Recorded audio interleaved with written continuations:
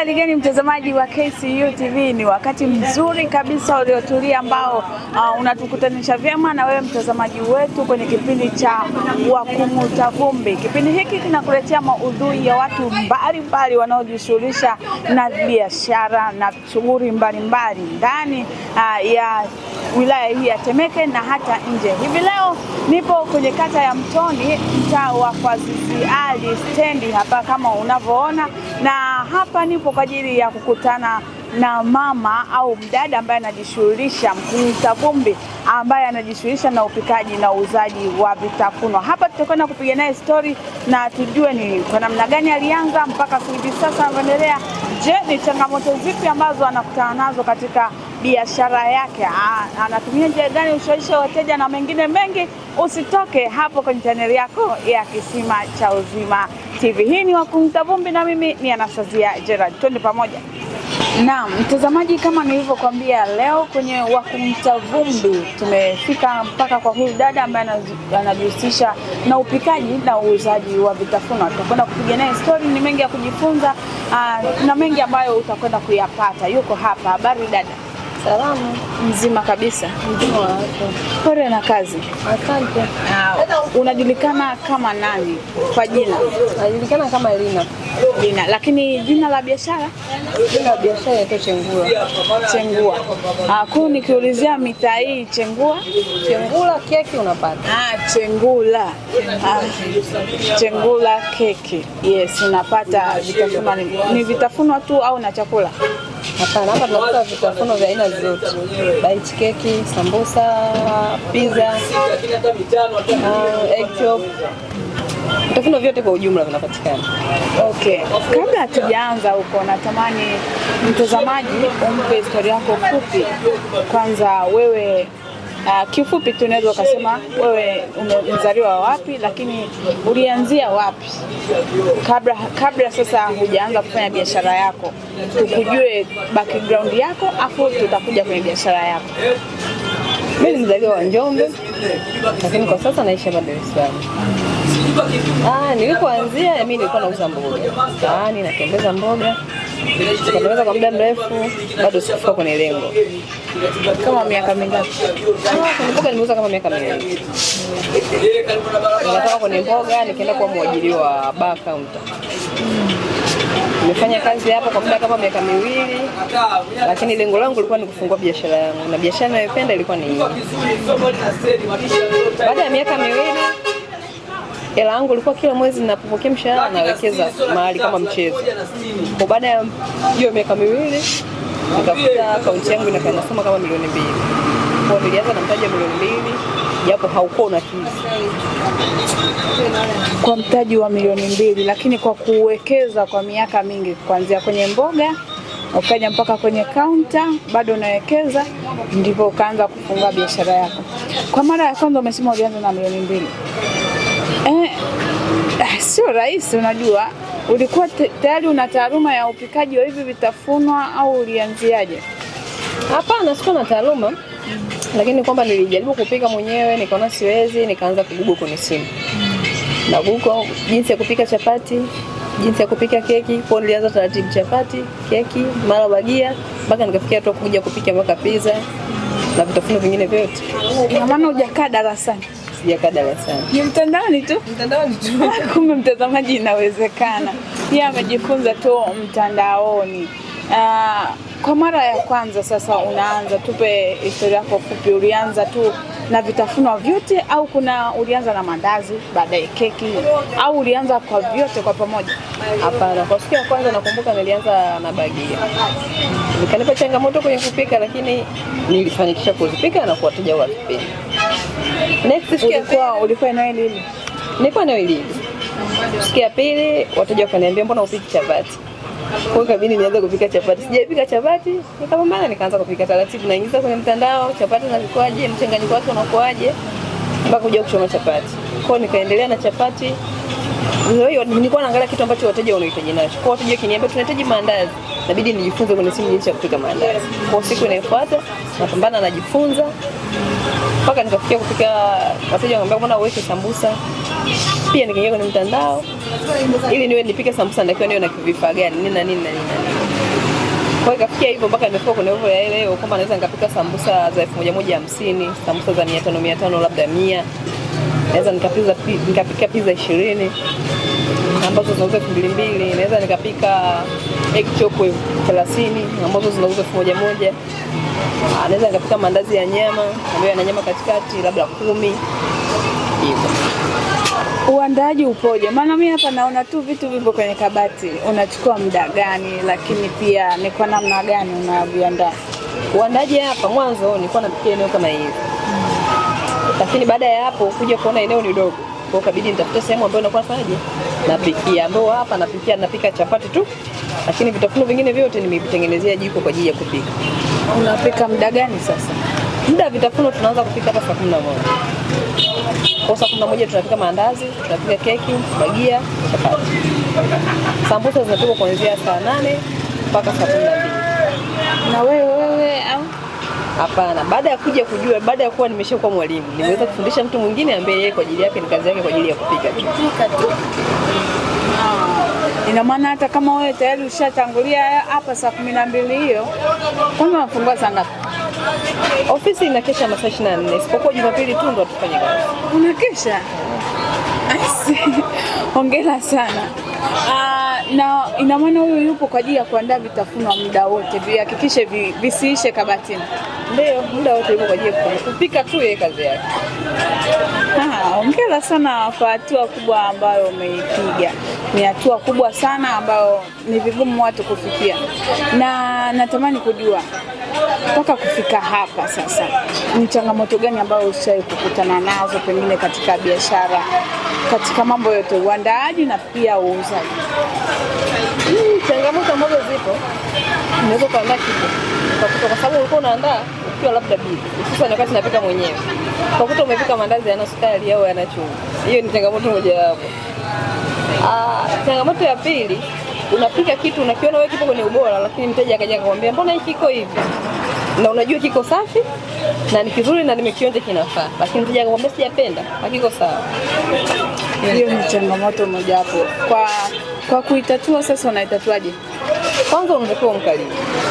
Uongee na mteja yani usiwe mkali. Unajua kwa sababu kitu hapa mteja ndio mwenye makosa. Kwa hiyo inabidi umwambie mteja samahani, kesho nitabadilika. Kwa kukubali makosa. Kuna mtu anaweza akakutana na changamoto ya kukatishwa tamaa. Unakuta kuna mtu tu anakuja kwa ajili ya kukuvunja moyo. Je, kutokea huko? Inatokea mtu anakuja kukwambia labda ili eneo lenu baada ya muda fulani litavunjwa. Hiyo ni changamoto moja hapo, unakatishwa, si ndio? Au anakuja mteja mwingine anakuambia mbona kuna wenzio pale wamefungua ofisi wanauza vitu vizuri kuliko wewe. Kwa wengi wateja wengi wako pale. Kwa pia nayo ni changamoto. Changamoto. Na kwa namna hiyo unazichukuliaje sasa kuzikabili zote kwa pamoja? Ukitaka kufika kwenye lengo unapaswa kusikiliza, unapovisikiliza usifanyie kazi, kwa sababu imani yako na malengo yako yanakuambia ufike kwenye level fulani. Kwa hiyo ufike kwenye hiyo level unapaswa maneno ambayo yakukatisha tamaa uyaache na uyapuuzie, zaidi uongeze juhudi kwenye kazi zako. Ushawahi kuanza kuacha biashara? Hapana. Huyu dada ni mpambanaji jamani, hajawahi fikiri kabisa kuacha biashara. Kuna mwingine anaweza akakutana changamoto akawaza kuacha biashara, lakini dada huyu hajawahi kuwaza. Vipi kuhusu hali ya ushindani? Mtaa wa Paziziali ni eneo lenye biashara, kama ni uuzaji wa vitafunwa vinapikwa kweli kweli. Vipi kuhusu ushindani wa biashara yako? Ushindani wa biashara kiufupi ni mkubwa. Eneo letu una sehemu zaidi ya sehemu 10 wanapika vitafunwa. Kwa kama kuna sehemu nyingi anapika vitafunwa, ili uuze, tengeneza mazingira masafi eneo unalofanya kazi, lugha nzuri kwa wateja, jitahidi kucheka na mteja kesho ili arudi kwako. Hivyo hata jitihada ndogo ndogo za kumdanganya na kufanya nyongeza, japo ni kidogo lakini kesho atarudi. Labda una delivery hapa kwetu? Tuna delivery hususan mteja akitaka vitafunwa kwa mfano kuanzia 10 kwenda juu. Kwa mfano mimi napeleka mashuleni vitafunwa, pia napeleka baraza la maaskofu. Shule ngapi na zipi? Napeleka, kuna shule moja inaitwa Don Bosco. Iko wapi? Don Bosco iko Tandika ile, nadhani Tandika ile. Afu nakuja napeleka vitafunwa vingine tena pale panaitwa watoto yatima. Hapa kwa Paziziali kule chini. kwa hizo sehemu ambazo unapeleka kwa sasa. Okay. Na hao ulikuwa unajua nao awali au walikuja kujua baada ya kuanza biashara? Hapana, nilikuwa nafahamu. Kwa hiyo ubora wa kitu changu ndio kimenipeleka kufika kutambulika sehemu kama hivi. Kwa mtu akila sehemu gani kinapatikana kitu kizuri, sehemu gani inapatikana chapati nzuri, sio kwa na mafuta, yani iko kawaida, haina sukari nyingi, haina chumvi nyingi na haina mafuta. Ni sehemu ndio hii inapatikana. Wafanyabiashara wengi changamoto kubwa ni vifaa, vitendea kazi. Vipi kwako? Kwangu pia ilikuwa ni changamoto kubwa, lakini ukiweka jitihada kama ninavyosema, unaweza kuwa umelenga, kwa sababu mimi nilianza kupika chapati napika na farampeni ya kawaida kwenye jiko la mkaa. Nimepika kwa muda fulani. Baada ya hapo zile akiba zangu nazoweka za faida zikanipelekea nikaja nikanunua jiko kubwa ambalo lina gharimu kama 600,000, jiko la chapati ambazo zinaingia chapati 8. Kwa ukiwa na order chapati hata 100 unaweza kupika kwa muda mfupi. Kwa swala la vifaa ni wewe ukitaka, mimi nataka vifaa vya kisasa. Kupitia hivi vifaa vyako vya chini vinaweza kufikisha kwenye lengo la vifaa vya kisasa. Kwa nilikuwa nafikia kwenye mkaa, sasa hivi nafikia kwenye gesi. Jiko ni la gharama kweli, lakini hiyo gharama niliweza kumudu kutokea kwenye gharama ya chini mpaka kufika gharama ya juu. Liko hapa tunaweza kuliona? Lipo. Basi mtazamaji, tutakuonyesha baadaye pindi ambapo tutaamua kuzunguka hatua kwa hatua. Ina maana hii hamna kukata tamaa. Yaani kwake hakuna kukata tamaa. Waza kuna wewe ni ninavyokuona mimi ni binti mwenzangu, ni kweli au wewe ni mama? Hapana, mimi ni binti kama unavyoona. Nikazani umeolewa. Okay, kuna watu wengine wanaweza wakakutana na changamoto japokuwa wewe bado hujaingia huko na kama hujaingia inawezekana hujawahi kupitia hiyo changamoto.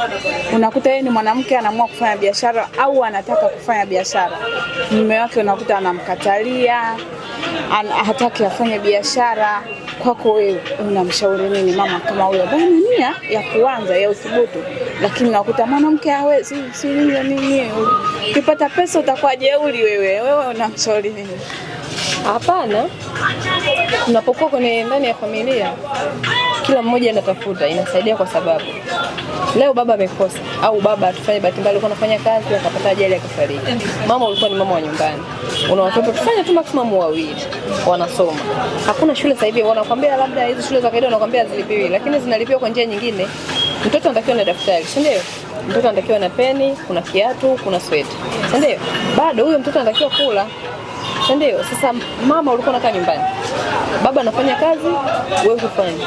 Kwa baada ya kufa mzee unaweza kusema sasa naanza kutafuta kazi. Unajikuta mama wengi wanashindwa kulala kutoka kwa sababu anashindwa kwa kuanzia. Lakini angekuwa mama ni mtafutaji toka mwanzo, angeweza kusimamia familia yake. Kwa hivyo inakuwa ni rahisi mama akifanya kazi na baba akifanya kazi. Pokuwa tu mpeane mikakati kwamba mke wangu ukiingia kazi labda muda fulani unapaswa nyumbani kwa majukumu ya watoto. Maisha ikiwa hivyo na mimi changamoto ndogo zinakuwa. Sawa, lakini umeniambia wewe ni binti, kama support kwa familia na wazazi kuhusiana na biashara, ni umeniambia ulipoanzia mpaka sasa hivi support kwa wazazi ipoje? Namshukuru mama wangu, mimi na mama baba basi na baba, lakini namshukuru mama wangu. Unajua kuna mzazi anaweza kusupport pesa lakini akusupport mawazo na idea. Kwa mama wangu ni mtu ambaye naweza nikasema nampa big up sana. Toka alipoanza kunisupport mpaka nilipofikia amefanya kazi. Yes. Kuna mikopo mbalimbali ambayo inakuwa inatolewa na serikali ya 10% hii ya kata. Ushawahi kuanza kwenda kuchukua mkopo au mtaji wako unajitosheleza? Kiukweli swala mkopo wa serikali naweza nikasema niliwaza na nilijaribu, lakini upatikanaji wake kidogo unakuwa ni mgumu. Nishaikopa mkopo wa vikundi hivi labda kama benki vidogo, lakini pia unakusupport ukiona pale ulipokusupport umefanikiwa na ukao umeweza kurejesha umeisha. Mimi naamini napenda kuwashauri wengi kwa sababu swala mikopo inaondoka na hela yako. Unapokopa labda 500,000 unaitakiwa urejeshe 600,000.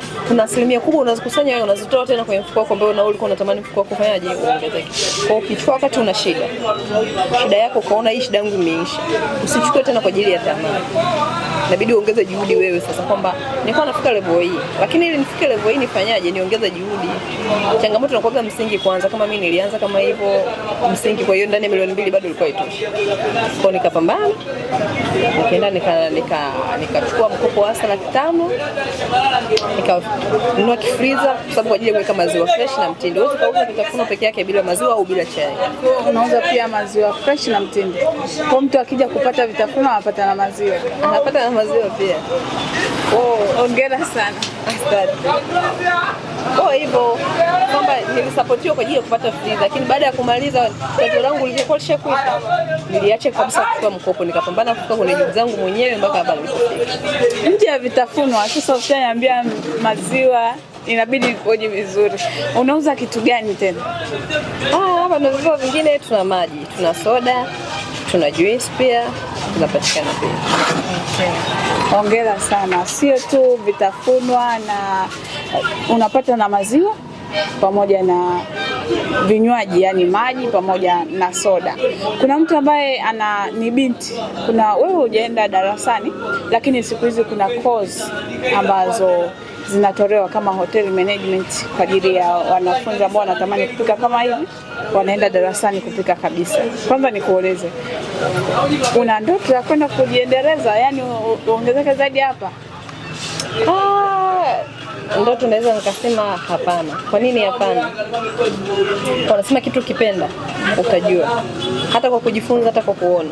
Kwa mimi pia nilikuwa nashauri, kwa sababu mimi pia wakati mwingine naweza nikapita mahali wanapika vitafuno kama mimi, nikasimama nikatazama kitu ambacho nilikuwa sijui, naweza nikajua. Kwa nia yako naweza kukufikisha hapa, kwa sababu wakati mwingine naweza nikatamani kwenda darasani, nikafika darasani nikashindwa. Naweza nikasema ngoja niseme hivi kwamba kuna ile masomo ya darasani na vitendo yana nguvu zaidi kuliko ya darasani. Kwa kama naweza kutamani kufanya hicho kitu, nifanye kwa ajili ya vitendo, ila si darasani. Okay, sasa kuna ile mahali unaweza ukafika labda kukatokea madili mbalimbali, fursa, yani namaanisha fursa, lakini wanahitaji watu wenye vyeti na ukakosa hicho kigezo. Utazami kama inaweza ikawa ni changamoto kwa upande huu? Inaweza ikawa ni changamoto kweli, lakini kitu ambacho naweza nikasema kwamba ubunifu wako ukiwa bora zaidi, wanaweza kaenda wenye vyeti wengi, lakini wewe unaija kuliko wale wote wenye vyeti. Bado ukatafuta, inawezekana hata ukawa nyumbani bado ukakwambia hapana, tunamhitaji mtu fulani, tunamhitaji mtu mwenye vitu kama vya sehemu fulani, au wakakutaka hata uwe mwalimu kwa ajili ya interview. Wakakuta katika hiyo interview kuisha, bado hakuna anapatikana kama wewe, bado kabisa wewe. Okay, unapokea watu kaja kuwafundisha? Yes. Maana hivi unavyoongea, unajua kama mtazamaji akitazama hapo alikuwa anawaza kwenda kusomea hotel management, anaweza akasema tu mimi nitaenda kwa fulani nikajifundishe. Kwa kupokea, unapokea? Ndio napokea. Mtu akija anataka kufundishwa pia unajua kwa urahisi. Unafuta ndani ya wiki moja au 2. Ukishajua kupika kila kitu. Okay. Sawa. Wanafunzi mnakaribishwa, yule ambaye wewe pia ambaye unapenda. Unajua hii kitu inaendana na passion. Kama kitu unakipenda zaidi ni rahisi sana kukijua. Kwa fika hapa utaweza kufundishwa. Kuna yule ambaye anatamani kuanza, ana elimu yake au ana ujuzi kama hivyo, lakini anatamani kuanza au kuendeleza. Kuna wale ambao wanapika, unakuta anapika chapati tu au vitumbua tu au sambusa tu, anatamani kuanza sasa, yani mtaji wake au uendeleze. Unamshauri nini? Cha kwanza namshauri, ubunifu ni kitu cha muhimu kwanza. Leo umepika sambusa, kesho jifunze kwa juhudi zote kupika chapati. Kesho kutwa jifunze kupika kitu fulani. Unapojifunza, hata kama leo umeacha kupika chapati, umepika sambusa, kesho kutwa umepika kitu fulani, kwamba lengo ukija kupata mtaji wa kutosha utakuwa tayari umejua kupika vitafuno vyote. Kwa mtu wa hivyo namshauri asiache kujifunza. Kila anapokuta watu wanafanya kitu wanachopenda, ajifunze. Sawa, kujifunza ndiyo nguzo kubwa kabisa ambayo ameizungumza hapa. Sasa ningependa utoe mawasiliano yako na vitu, nataka tutapita huko kwenye makabati ili kusudi mtazamaji aone. Kwanza mwambie unapatikana wapi, lakini jina almaarufu nani, na mawasiliano yako pia kwa ajili ya kukupata. Jina maarufu mimi hapa naitwa Lina. Ila location mahali nilipo ni kwa Ziali, maeneo yanayopaki bajaji. Wateja wangu wengi wanaita kwa Mama Keki. Kwa ukifika kwa Ziali ukaambia naenda kwa Mama Keki, unafika. Namba yangu ya simu ni 0756 92 23 63. 0756 92 23 63. Hizo ndio namba za simu mtazamaji. Hivi sasa tutapita kwenye vitu ambavyo anaviuza ili kusudi na wewe mtazamaji uweze kuona, lakini unakaribishwa sana kwa Mama Keki Lina. Dada huyu nimempenda sana kwa sababu ni dada ambaye hajakubali kukaa chini. Anapiga hatua kutoka kwenye muuza mboga mpaka hivi mmiliki wa keki. Mimi napenda kuita hivyo Mama Keki. Kutoka mama mboga hadi Mama Keki. Unaweza ukajiuliza historia kubwa iliyopo hapo. Tutakwenda kupita na tutakwenda kuyaona yote ambayo anayouza. Sehemu nyingine pia tumefika katika vitu ambavyo anaendelea kuviuza. Hapa nimeona gesi. Pia unabadilisha mitungi ya gesi? Hapana, hizi gesi ni kwa ajili ya kupikia mimi, kwamba ninapokuwa inapoisha nakuwa naipata kwa wakati. Kwa siwezi tena kwenda kufuata huko mwambie mtu niletee gesi, kwa kiisha nachukua naendelea. Kiisha nachukua naendelea, kwamba urahisi wangu unakuwa ni rahisi zaidi. Okay, hatua kubwa sana. Hapa ni mitungi mingi mtazamaji. 1 2 3 4 5, jumla ipo 10. Hongera sana. Asante. Lakini majiko hayapo hapa. Kwa nini hivi vipo? Au hii ni kama store pia? Hii ni kama store, ni sehemu ambayo ina usalama tofauti na jikoni. Okay. Lakini labda mimi ni jirani yako, afu mtungi wangu umeisha ghafla. Sina ruhusa kuja kuchukua. Kama jirani nakusaidia. Okay. Ana hizi ndoo? Hizi ndoo ni ndoo ambazo zimeisha za mafuta. Unaziuza pia? Yes. Okay, mtazamaji, kama unataka ndoo za maji, unataka kuhifadhia maji na mengine mengi, matumizi mengi huko majumbani kwako, ndoo zipo kwa dada Lina hapa. Unaweza ukaja ukamuongesha. Moja shilingi 4,000. Moja ni 4,000 mtazamaji. Moja 4,000. Na pia kuna maji kama unavyoyaona hapa. Maji bei gani? 600. Lita 1.5 shilingi 600. Lakini pia kuna soda. Soda bei gani? Soda ndogo 500, kubwa 1000. 500, kubwa 1000. Hizi za chupa ndo 1000. Okay, zile pale ni 1000. Unaweza ukapata hapa. Na hapa kuna friji. Tuambie humo ndani kuna nini na nini? Kuna vinywaji kwa ajili ya vya baridi. Pia huku tunahifadhi maziwa.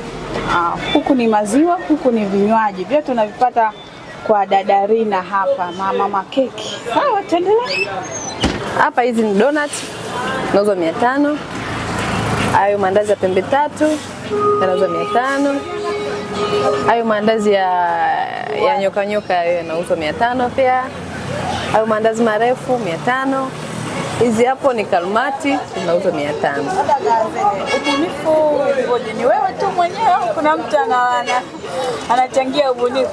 Hapana, nimejifunza mwenyewe, nimefundisha mtu pia. Okay, ambaye tayari yuko anapika sasa. Ile tofauti hizi ni chapati. Chapati laini kabisa. Laini kutoka kwa dada Lina hapa. Hili ni kabati la kwanza. Tunamalizia kabati la pili. Kabati la pili mtazamaji, kama unavyoona tuambie huku juu kabisa. Tunaanza juu. Hapa juu hizi ni keki. Half cake wenzetu wanaziita half cake. Nauza 500. Kuna wale ambao unakuta keki yake ngumu. Wewe unailainisha vipi au kuna ubora gani ambao unauweka hadi keki yako ile tofauti na mtu ambaye anapika sehemu nyingine? Half cake yangu bwana, ukiweka kwenye ukandaji sana. Asilimia kubwa wengi wanafeli kwenye ukandaji. Kwa ukifanikisha kwenye kukanda, keki yako inakuwa laini. Hata ikilala hadi kesho bado ni laini. Okay. Kwenye ukandaji. Na hapa sehemu ya pili, haya ni mandazi ya nyama ambayo yanauzwa shilingi 1000. Unaweka nyama katikati, then unaliunda hivyo lilivyo, ndio unakuja kuandaza nyama. Na hapa ni mayai. Wengi wanatamani kula vitu vitamu, kwa hiyo tunawekea na mayai pembeni. Hivyo. Okay. Na hapa chini? Hapa chini hizi ni bagia za dengu. Hizi zinauzwa 3,500. 3,500. Yes. Sio tena 500 moja, hapa ni 3,500. Okay, sawa. Na chapati naliona ipo hapo na keki zinaendelea kuwepo. Ni kuhakikisha muda wote bidhaa zipo. Hapa ni kwa dada Rina Makeki. Mtazamaji wa Kisima cha Uzima TV, asante sana kwa kuwa pamoja na mimi mwanzo hata mwisho wa kipindi hiki cha Wakunta Vumbi. Na hapa tulikuwa kwa dada Rina ambaye pia anajihusisha na masuala mazima ya upikaji wa vitafunwa mbalimbali. Kama ulivyoweza kuona, kuna wapika mandazi, keki, kalmati, bagia na vingine vingi unaweza ukajipatia hapa. Si hivyo tu, kuna vinywaji kama maziwa mtindi na maziwa fresh unaweza ukayapata hapa kwa dada Rina na ukawa vizuri kabisa. Karibu sana. Kama alivyokwisha kutaja namba zake, unaweza kuwasiliana naye kwa oda mbalimbali unazipata. Na mimi nipo kwa ajili ya kumsapoti, lakini pia kwa kuonyesha kazi yake. Wewe ambaye unatamani kuanza, wewe ambaye hujui wapi utaanzia, nadhani umemsikiliza vizuri, pitia vizuri kipindi hiki mwanzo hadi mwisho, ni kwa namna gani alianza stage kwa stage, hatua kwa hatua, hakuna kukata tamaa. Na respect sana na heshima sana watu wote ambao wanajishughulisha, wanafanya biashara ili kusudi kujikwamua kwa namna moja hata nyingine. Mimi ni Anastasia Gerard, endelea kuwa na wakati mwema, endelea kufuatilia Kisima cha Uzima TV.